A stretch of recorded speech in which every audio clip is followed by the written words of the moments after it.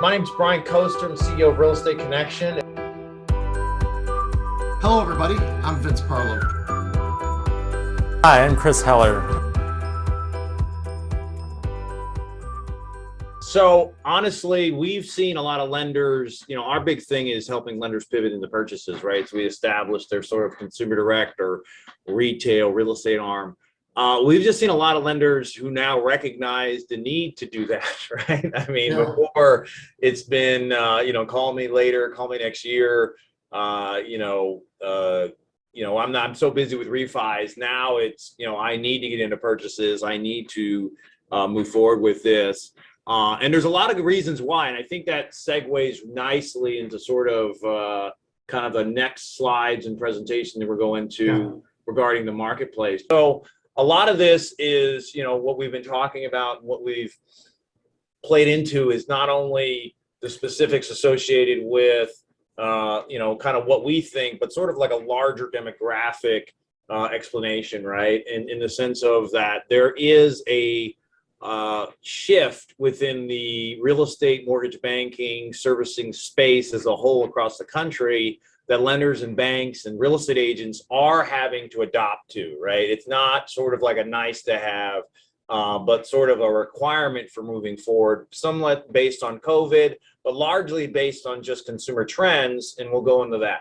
So 95% of people start online, right? So if you're going to go buy a house, you're going to go on Redfin, you're going to go on LendingTree, you're going to go on Ojo, you're going to go on Realtor.com, you're going to go on all these different sites, and you're going to essentially expect somebody to walk you through the entire process. No different than whether if you went to Amazon or whether you bought something online, you just sort of expect it to show up, right? You go to CarMax, you buy say I want to view this car, you go and they have everything sort of situated for you.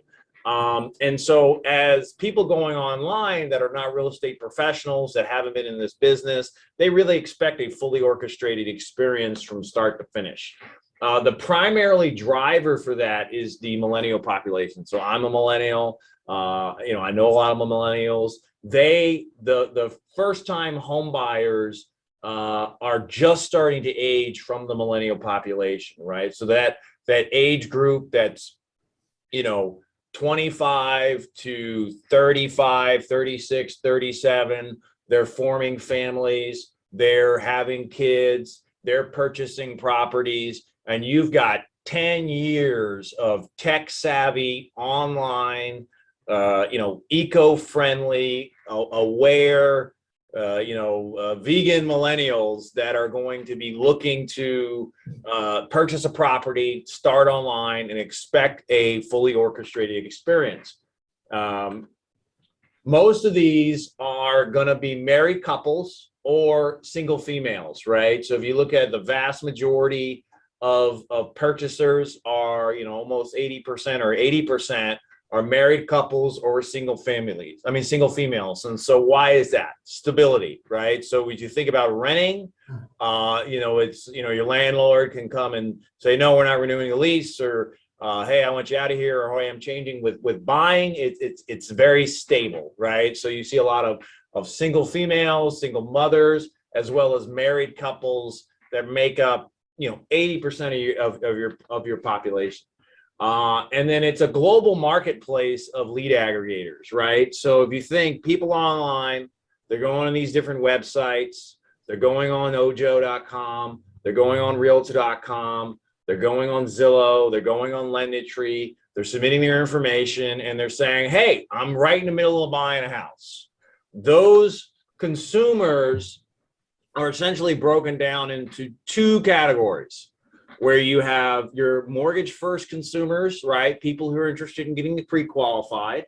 And then you have your real estate first consumers, people who are interested in getting a tour request, right? So it's, hey, I'm going online, I want to do a tour of a property, or I want to get pre-qualified, right? If I am interested in getting pre-qualified, I go and talk to somebody, at United Wholesale, like Vince has lined up. And then what's the first thing I'm going to need after my pre-qualification? A real estate agent to go out and look at homes, right? If I go out and say, hey, I go to Ojo.com, I submit my information because I want to do a home tour request. right? Chris sends it over to our team. Once I figure out what type of property they want to see, when they want to tour it, the second question I'm going to ask is, are you working with a lender? Do you have a pre-approval request?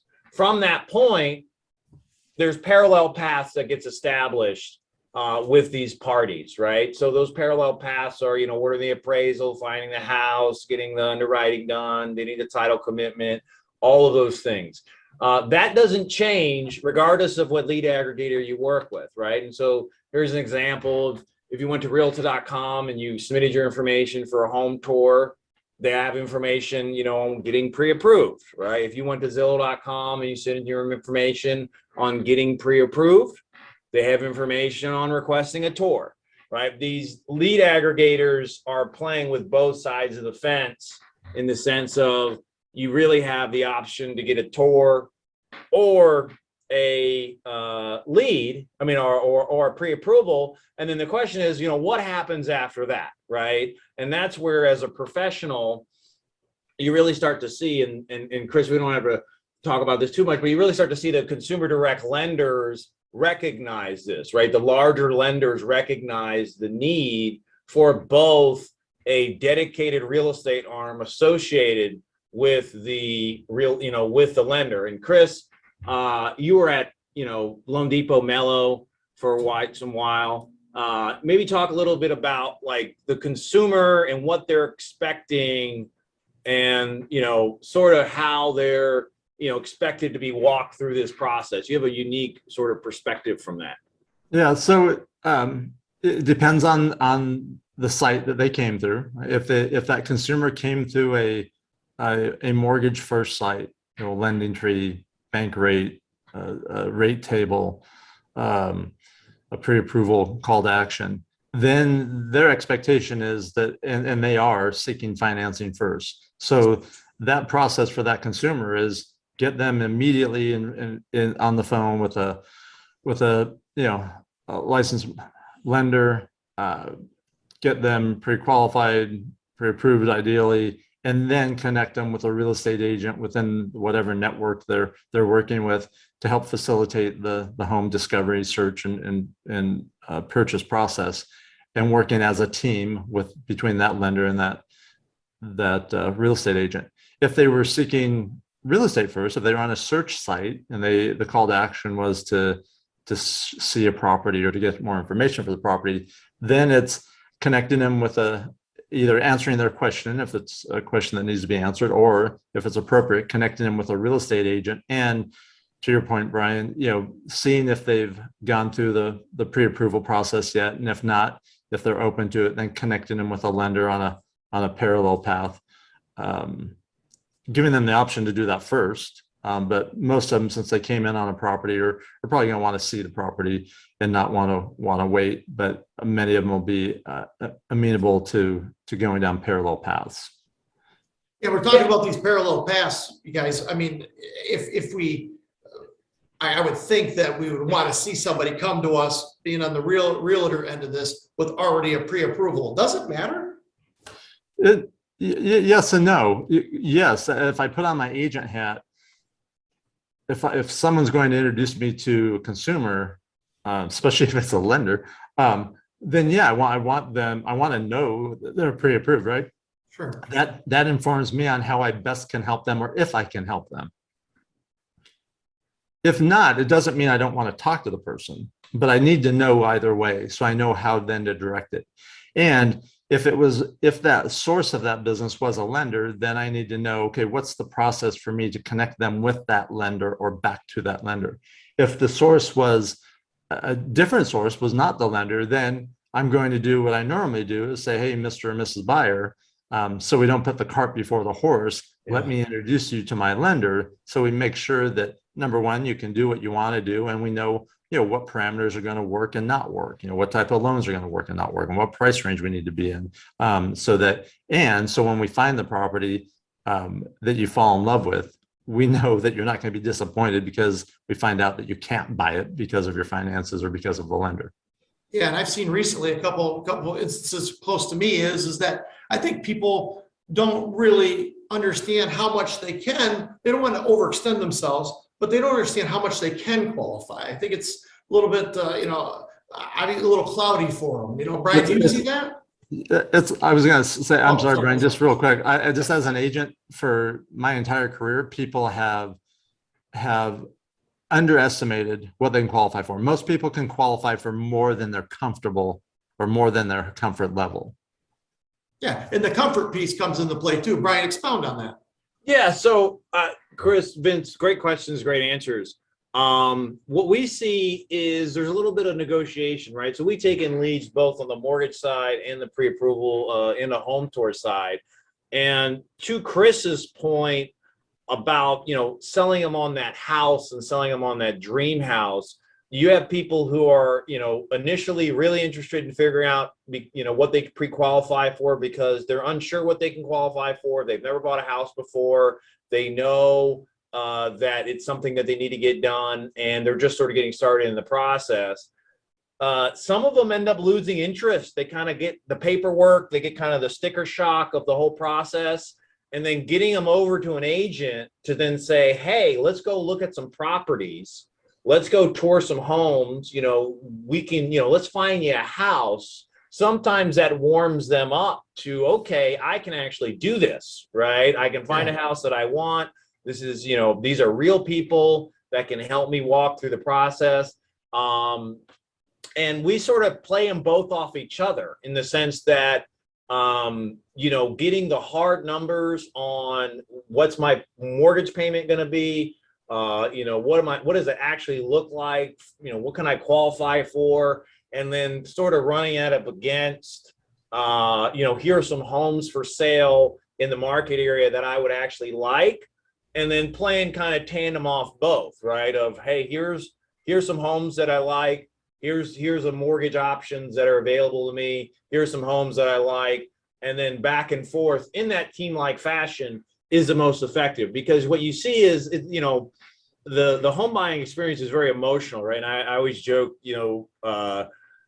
not joke, but they statistically say 75% of people cry during the home mortgage process, right? Or home purchase process, right? So,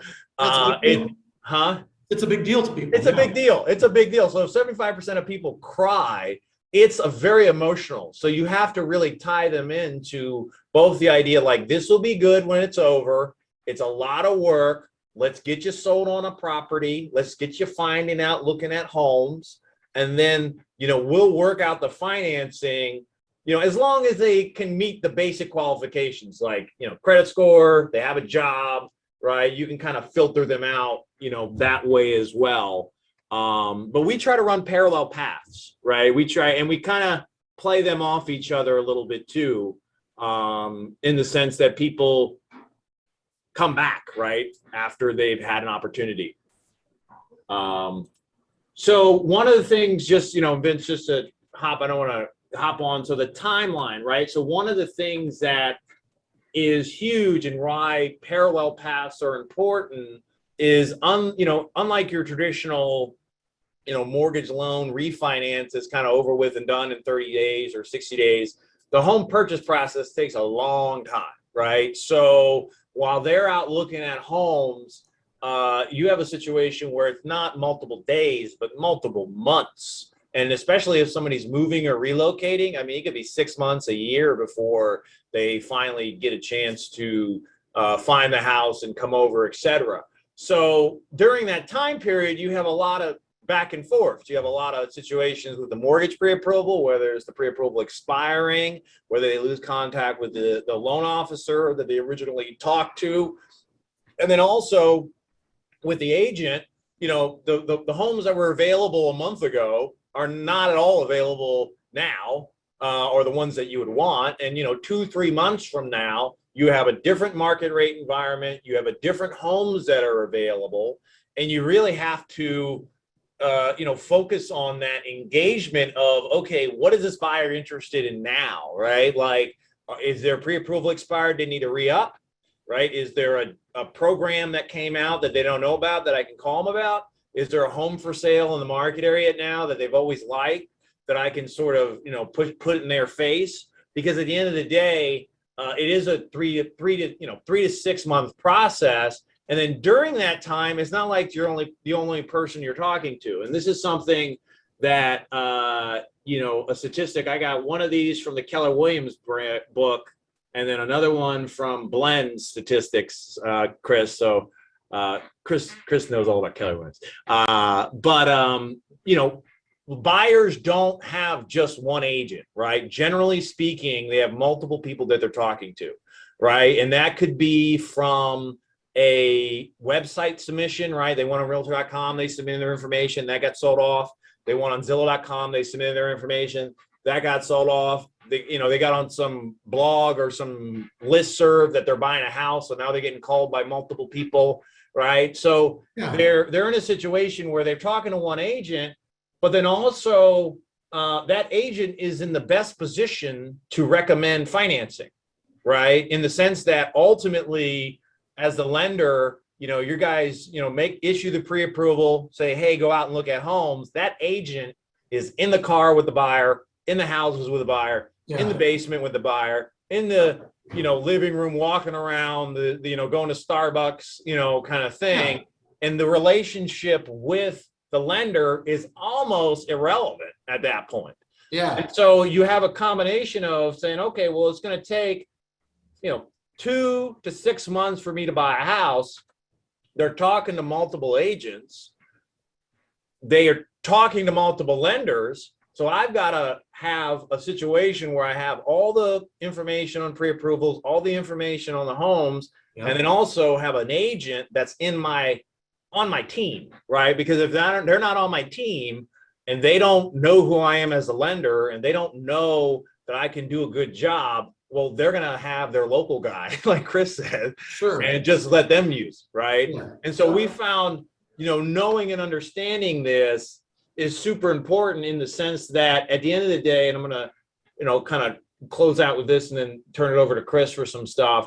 At the end of the day, what a modern mortgage real estate sort of company looks like is sort of this, right? And this is like as macro as I could possibly get, in the sense that you have pre-qualified leads and or home tour leads that need to be paired up with an MLO or a real estate agent, both sort of in parallel. When we went into a little bit why, we do mortgage pre-approvals and home tours. And what's funny is we have some people who say, oh, I'm not interested in the pre-approval anymore. Just get me out looking at homes because they got sold on a house. And then we circle them back to the lender, right? And then we have home tour requests that say, oh, that's great. I need to view this property, but I also am interested in the lender. We circle them to the lender.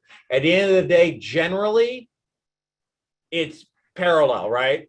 And then, from that, you really need to operate 7 days a week, right? Buyers are out looking at homes on the weekend, right? That's when most of the pre-approvals and the commitment letters or the, hey, I need to make an offer. That's when all the open houses are being done. Most people work during the week. Some sort of service level integrations and automated engagement processes from the lead aggregators, some CRM and follow-up system, and then your preferred service providers, whether that's a lender, agent, title company, you kind of need everything lined up. And, within the purchase market to effectively compete, not only do you need to have the agency products, but also be able to speak to the down payment assistant products in the sense that everyone thinks there's free money, right, at some level, right? And so just being able to speak to them, and then also having the dynamic web presence, right? So like, do your online submissions work? Do you have a built out Zillow profile? Do you have a built out Lending Tree profile? Do you have your built out Realtor.com profile? Can the people find you? Do you look like an agent or a lender that somebody'd want to do business with? And do you have all the pieces of those kind of working together? You can tell the companies who have spent a little time and a little money on making their web presence and their engagement and customer experience good versus the ones that have just sort of chalked it up to, hey, call me when you're ready. And, from the millennial buyers and the online buyers and the sort of winning in the real estate purchase market, the, hey, 9 to 5, 5 days a week, just isn't going to work, right? It's just not, that's not the way the marketplace is